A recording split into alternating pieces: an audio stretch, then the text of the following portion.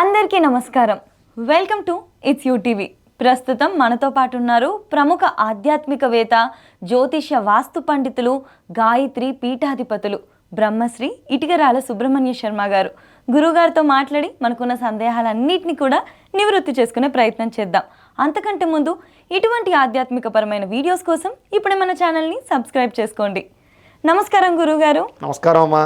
గురుగారు, 3వ రాశి మిథున రాశి. అసలు ఈ రాశి వారికి ఏ దేవత ఆరాధన చేస్తే బాగుంటుంది, చక్కగా వాళ్ళు అనుకున్న కోరికలన్నీ నెరవేరి ముఖ్యంగా వాళ్ళకున్న సమస్యలు తీరాలి అంటే అసలు ఏం చేయాలో చెప్పండి గురుగారు? ఎటువంటి పూజలు చేసుకోవాలి ఇంట్లో? తప్పకుండానమ్మా.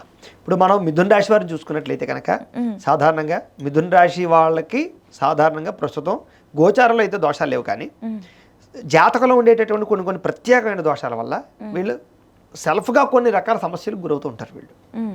అలాంటి దోషాలు పోయి, ఎందుకంటే సాధారణంగా మనిషి మానవజన్మ ఎత్తిన తర్వాత మనం భచక్రంలో పడతాం. భచక్రం అంటే భూమి మీదకి వస్తాం అనమాట. ఈ భూమి మీదకి వచ్చిన తర్వాత గ్రహాల యొక్క అనుసంధానంలో మనం ఉంటాం. భగవంతుడే అవతారం ఎత్తి భూమి మీదకి వచ్చినా కూడా గ్రహాలు పరిపాలన చేస్తాయని. కాబట్టి ఎవరికైనా సరే సాధారణంగా మనిషి అనేటటువంటి వాడికి పర్టికులర్గా సమస్యలు లేకుండా మనిషి ఉండడు. జాతక దోషాల వల్ల అవ్వచ్చు, గోచార దోషాల వల్ల అవ్వచ్చు, స్వయంకృత అపరాధాల వల్ల అవ్వచ్చు, పూర్వజన్మ సుకృత కర్మల వల్ల అవ్వచ్చు, ఇబ్బందులు ఎదురవుతూ ఉంటాయి. మరి ఇలాంటి ఇబ్బందులన్నీ తొలగించుకుని కోరికలు తీర్చుకుని యహలోకంలో సకలైశ్వర్య భోగభాగ్యాలు పొందాలంటే కనుక ఏం చేసుకోవాలి? అందులో ముఖ్యంగా మిథున రాశి వారు ఏం చేసుకోవాలి? ఇది ఫస్ట్ లాజిక్. అది మనం ఇప్పుడు తెలుసుకునే ప్రయత్నం చేద్దాం. అయితే మిథున రాశి వారికి రాశ్యాధిపతి ఎవడయ్యా అన్నట్లయితే కనుక బుధుడు రాశ్యాధిపతి అవుతాడు. బుధుడు అర్థమైందా? కాబట్టి బుధుడు రాశ్యాధిపతి అవడం వల్ల వీళ్ళు తెలివైన వాళ్ళని చెప్పచ్చు. మిథున రాశి వాళ్ళు బ్రహ్మాండమైన తెలివితేటలు ఉంటాయి వీళ్ళకి. వీళ్ళ తెలివితేటలు వీళ్ళకి ఉపయోగపడకపోయినా పక్క వాళ్ళకి బాగా ఉపయోగపడుతుంటాయి. అది వీళ్ళ సమస్య. అర్థమైందా? వీళ్ళకి చదువు చాలా బాగా వస్తుంది.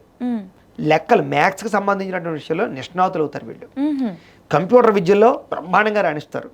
కోడింగ్లు కానీ, ఆర్టిఫిషియల్ ఇంటెలిజెన్స్ కోర్సులు కానీ, లేదా సాఫ్ట్వేర్ ఇంజనీర్లుగా కానీ, మెకానికల్ ఇంజనీర్లుగా కానీ, లేకపోతే ఏదైనా ఈ ఇండస్ట్రియల్ పర్పస్గా సంబంధించినటువంటి వాళ్ళుగా కానీ, లేకపోతే టీచర్స్గా కానీ, ఇలాంటి వాళ్ళలో బ్రహ్మాండంగా యోగిస్తారు వీళ్ళు.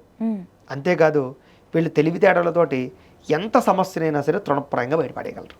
అందునే లాయర్లుగా, తర్వాత లెక్చరర్లుగా, ఇలాంటి వాళ్ళలో కూడా వీళ్ళు బాగా సూచనలు సలహాలు ఇచ్చేటటువంటి వాళ్ళకు కూడా వీళ్ళు బాగా బ్రహ్మాండంగా నడుస్తారు. అంత గొప్ప టాలెంట్, అంత గొప్ప స్కిల్స్ సహజ సిద్ధంగానే వీళ్ళకి రాశ్యాధిపతి బుద్ధి రావడం వల్ల వీళ్ళకి ఉంటాయి. అర్థమైందా? రెండోది ఏంటంటే వీళ్ళ జీవితంలో వీళ్ళు కూడా సకల సుఖాలు భోగాలు అనుభవించాలని కోరుకుంటూ ఉంటారు వీళ్ళు. కానీ వీళ్ళ దురదృష్టం ఏంటంటే చిన్నప్పటి నుంచి కూడా వీళ్ళు కష్టపడితే తప్ప ఏ పని అవ్వదు వీళ్ళకి. ఈజీగా ఏ పని అవ్వదు అని చెప్పచ్చు అనమాట. అర్థమైందా?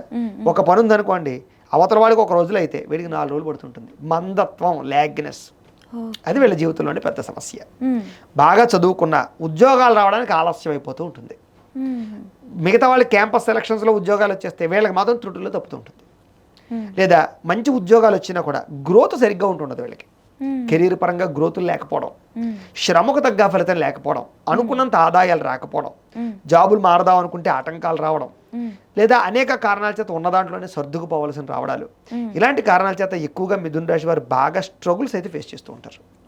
అంతేకాదు వీళ్ళకి మ్యారేజ్ విషయంలో కూడా వీళ్ళకి సాధారణంగా ప్రేమ విషయాలంటే బాగా ఇంట్రెస్ట్, ప్రేమించి వివాహం చేసుకునే ఉద్దేశాలు బాగా ఎక్కువ ఉంటూ ఉన్నా కూడా ఇంట్లో ఒప్పుకోకపోవడమో, ప్రేమించిన వాళ్ళతో సరైనటువంటి వ్యవహారం నడవకపోవడమో, కొన్ని రోజులు బాగా ఉన్న బ్రేకప్స్ చేస్తుండడాలు, ఇలాంటి వాటి వల్ల కూడా వీళ్ళు మ్యారిటల్ లైఫ్లో ప్రాబ్లమ్స్ క్రియేట్ అవుతుంటాయి వీళ్ళకి. దాంతోపాటు ఎవరైనా వ్యాపారాలు చేస్తుంటే మిథున రాశిలో వాళ్ళకి వీళ్ళు బ్రహ్మాండంగా వ్యాపారం చేస్తారు. కానీ వీళ్ళకి నరదిష్టి వల్ల కానీ, నరఘోష వల్ల కానీ, వ్యాపారంలో అంతర్గత శత్రువులు ఉండడం వల్ల కానీ, సడన్గా వచ్చే కాంపిటీషన్స్ వల్ల కానీ, కింద పనిచేసే వాళ్ళ వల్ల కానీ, వీళ్ళు వ్యాపారం బాగా చేసిన మంచి వ్యాపారాలు చేస్తారు నష్టపోతుంటారు. సింపుల్ ఎగ్జాంపుల్ చెప్తాను. ఎవరో మంచి ఫాస్ట్ ఫుడ్ సెంటర్ పెట్టేటండి ఒక చోట, బ్రహ్మాండంగా లాగేస్తుంది, ఇంకా తిరుగులేదు అనుకున్నాడు వాడు. 6 నెలలు బ్రహ్మాండంగా సాగింది, మంచి స్టాఫ్స్ని వర్కర్స్ని పెంచుకుని బాగా ఎస్టాబ్లిష్ చేసాడు, ఇంకా తిరుగులేదు అనుకున్నాడు. ఈలోపు సడన్గా దానికి ఆపోజిట్లో ఇంకొకటి వ్యాపారం పెట్టాడు, సేమ్ ఇదే కాంపిటీషన్ వ్యాపారం, వాడు ఇదే క్వాలిటీ ఇస్తున్నాడు. ఇప్పుడు ఏమైంది పరిస్థితి? అంటే వీడి వ్యాపారం బ్రహ్మాండంగా చేసి బ్రహ్మాండంగా సాగుతూ ఉన్నా సడన్గా తెలియకుండా కాంపిటీషన్స్ రావడం, నరదిష్టి రావడం, ఇంకొకటి రావడం, ఇలాంటి కారణాల చేత వీళ్ళ జీవితంలో బ్రహ్మాండమైన యోగాలన్నీ పోతుంటాయి. ఆర్థిక ఇబ్బందులతో నలిగిపోతుండడం, ఫ్యామిలీ డిస్టర్బెన్స్లు కానీ, స్నేహితులు మోసం చేయడాలు లాంటివి, నమ్మక ద్రోహాలు గురవడాలు, డబ్బులు ఎవరైనా వీళ్ళతో ఉండే గొప్పతనం ఏంటంటే మంచితనం. వీళ్ళు మంచితనంతో లేదా ఎవరికైనా హెల్ప్ చేయాలనేటువంటి తత్వంతో ఉంటుంటారు వీళ్ళు. అర్థమైందా? మీరు ఎవరైనా వచ్చి వాళ్ళు మనసులో బాధలని చెప్పేశారు అనుకోండి, వీళ్ళు నిజంగా ఇవ్వకూడదు అనుకున్నా కరిగిపోయి డబ్బులు ఇచ్చేస్తాడు. దానివల్ల ఏమవుతుంది, వాడు ఇస్తానన్నవాడు ఎవడు తిరిగి తర్వాత వాడితో గొడవలు పెట్టుకోవడము, పోలీస్ కేసులు, కోర్టు కేసులు, రకరకాలు. అంటే మంచితనానికి పోయి సమస్యలు తెచ్చుకునే వాళ్ళు ఎవరైనా ఉన్నారా అంటే మిథున రాశి వారు అని చెప్పచ్చు. అర్థమైందా? ఇలాగేంటంటే వీళ్ళ జీవితంలో అనవసరమైన సమస్యలు ఎక్కువైపోతుంటాయి. వీళ్ళకి మిస్అండర్స్టాండింగ్లు, ఈ రిలేషన్షిప్స్ పరంగా ఇబ్బందులు, ఆర్థిక ఇబ్బందులు, మెంటల్ టెన్షన్లు, కెరీర్ గ్రోత్ లేకపోవడాలు, వీటితో పాటుగా వీళ్ళకి విదేశీయాన యోగ్యతలు చాలాసార్లు వచ్చి మిస్ అవుతుంటాయి. వీళ్ళకి వీసాలు రిజెక్ట్ అవ్వడాలు కానీ, లేదా మంచి మంచి అవకాశాలు వచ్చి లెటర్స్ అవి కూడా ఏదో కారణంగా డిసప్పాయింట్ అవ్వడం కానీ, ఇలా ఒక కారణం అని కాదు, మంచి మంచి విదేశీ అవకాశాలు పోగొట్టుకోవడం, లేదా ఇక్కడే ఉన్నా కూడా మంచి మంచి ఉద్యోగ అవకాశాలు వీళ్ళకి రావాల్సిన వేరే వాళ్ళకి వెళ్ళిపోతుండడం, ఇలాంటి కొన్ని ప్రత్యేక కారణాల చేత వీళ్ళ జీవితంలో సమస్యలు ఎదుర్కొంటూ ఉంటారు. అలాగే వివాహం దగ్గరికి వచ్చేసరికి ఇంకా ఈ అమ్మాయితో పెళ్ళి అయిపోతుంది మనకి, ఈ అమ్మాయి చాలా బాగా నచ్చింది, లేదా ఈ అబ్బాయి చాలా బాగా నచ్చాడు, అన్నీ బాగున్నాయి అని ఎదరికి వెళ్ళిన తర్వాత ఎవరో ఒకరు వీళ్ళ మధ్య పొలాలు పెట్టడం కానీ, ఏదో రకంగా రాంగ్గా వీళ్ళ మీద రాంగ్ ఇన్ఫర్మేషన్ ఇవ్వడం కానీ, వివాహ సంబంధాలు చెడిపోతూ ఉండడం, ఇలాంటి సమస్యలు వీళ్ళ జీవితంలో ఎక్కువగా ఎదురవుతూ ఉంటాయి అన్నమాట. ఇంకా స్త్రీల దగ్గరకు వచ్చేసింది అనుకోండి, వీళ్ళకి సంతానపరమైనటువంటి సమస్యలు కానీ, అత్తమామలతోటి సమస్యలు కానీ, ఆడబడుచుతో సమస్యలు కానీ, భర్తతో అనవసరమైన వివాదాలు కానీ, ఇవి తలెత్తి మానసిక క్షోభ అనుభవించే పరిస్థితులు కొంతకాలం పాటు వీళ్ళు అనుభవిస్తుంటారు. వీళ్ళు అలాగే వీళ్ళు అనుకున్నది చేయలేకపోవడం, ఏదో రకమైన ఆటంకాలు, విఘ్నాలు రావడం, పుట్టిన నుంచి సమస్యలు కొని తెచ్చుకోవడం, ఇలాంటివన్నీ కూడా వీళ్ళ జీవితంలో ఎక్కువగా ఎదురయ్యే సమస్యలు మిథున రాశి వారికి. మరి ఇలాంటి సమస్యల నుంచి మిథున రాశి వారు బయటపడాలంటే ఎలాగా అంటే, ఇంచేత రాశ్యాధిపతి బుధుడు అవుతున్నాడు కదా. బుధుడు అవుతున్నాడంటే చాలా బ్రహ్మాండమైనటువంటి, అంటే బుధుడు దేనికి కారకుడు? వ్యాపారానికి, డబ్బుకి, ఐశ్వర్యానికి, సంపదకి, తెలివితేటలకి, చదువుకి, గవర్నమెంట్ జాబ్స్కి, వీటన్నిటికీ కారకుడు. అలాంటి యోగాలు ఉన్నటువంటి వీళ్ళు ఇలాంటి ఇబ్బందులు పడుతున్నారంటే కారణం వీళ్ళ జాతకంలో ఉండే దోషాలు, ప్రత్యేక దోషాలు. వీళ్ళకి ఎటువంటి దోషాలు ఉండడం వల్ల ఇలాంటి సమస్యలన్నీ వస్తాయి మిథున రాశి వారికి అన్నట్లయితే కనుక, వీళ్ళ జాతకంలో శని బాగోలేకపోయినా ముఖ్యంగా, అలాగే రాహు బాగోలేకపోయినా, అలాగే రవి బాగోలేకపోయినా, కుజుడు బాగోలేకపోయినా వీళ్ళ జీవితంలో ఇలాంటి సమస్యలన్నీ వీళ్ళని వేధిస్తూ ఉంటాయి. అర్థమైందా? వీళ్ళకి మంచి యోగాలు ఉన్నా కూడా, మంచి లక్కీ పర్సన్స్ అయినా కూడా వీళ్ళ జీవితంలో వచ్చే సమస్యలు ఈ గ్రహ దోషాల వల్ల ఏడిపిస్తూ ఉంటాయి వీళ్ళని. లేదా దశలు నడుస్తుంటాయి జాతకంలో, అంతర్దశలని. ఆ దశానాథుడు బాగోలేకపోయినా, యోగించిన దశ అయిపోయినా, బుధుడు నిజంగా చెప్పాలంటే ఎవరితో ఉంటే వాళ్ళ ఫలితాన్ని ఇస్తాడు. కానీ ఆ దశలు బాగోలేని సమయంలో, దశలు బాగోలేనప్పుడు వీళ్ళు బాగా ఎక్కువగా ఏడిపిస్తూ ఉంటాడు. ఆ కారణంగా వీళ్ళు కంపల్సరీగా జాతకం చూపించుకోవాలి. అందులో మా లాంటి వాళ్ళకి ఫోన్ చేసి date of birth, time, place of birth, పేరు మాకు ఇస్తే మేము జాతకం చూసి ఏ దశలు నడుస్తున్నాయి, లేదా లగ్నం ఏంటి, లేదా ఏ అనుకూలంగా ఉందా, అనుకూలంగా లేదా ప్రస్తుతం కాలం, వీళ్ళకి ఏం కలిసి వస్తుంది, ఏ యోగాలు ఉన్నాయి, ఏ యోగాలు లేవు, ఇవన్నీ కూడా మేము చెప్తాం. లేదా ఏదైనా అవసరమైతే దోషాలు ఉంటే వాటి పరిహారాలు మా పేటలోనే చేస్తుంటాం. తద్వారా వాళ్ళ జీవితంలో ఈ గ్రహాలన్నీ యాక్టివేట్ అయ్యి అనుకూలించి వీళ్ళ గ్రహాధిపతి ఇచ్చేటటువంటి మంచి ఫలితాలు, శుభ ఫలితాలన్నీ ఈజీగా పొందగలిగి బ్రహ్మాండమైన సక్సెస్ని అయితే పొందగలుగుతారు, మంచి స్థాయికి అయితే వెళ్ళగలుగుతారు. ఇది వీళ్ళ ప్రధానమైనటువంటి రహస్యం. ఎవరు? మిథున రాశి వారు తెలుసుకోవాల్సినటువంటి సక్సెస్ రహస్యం అంటారు దీన్ని, సక్సెస్ ఫార్ములా.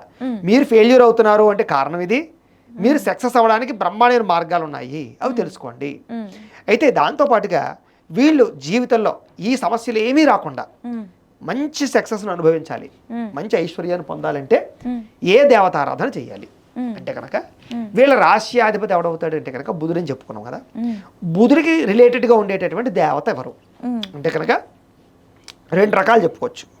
ఒకటి గణపతి ఆరాధన చేయడం, లేదా లక్ష్మీ గణపతి అనుకోండి, గణపతి ఆరాధన చేయడం విశేషం.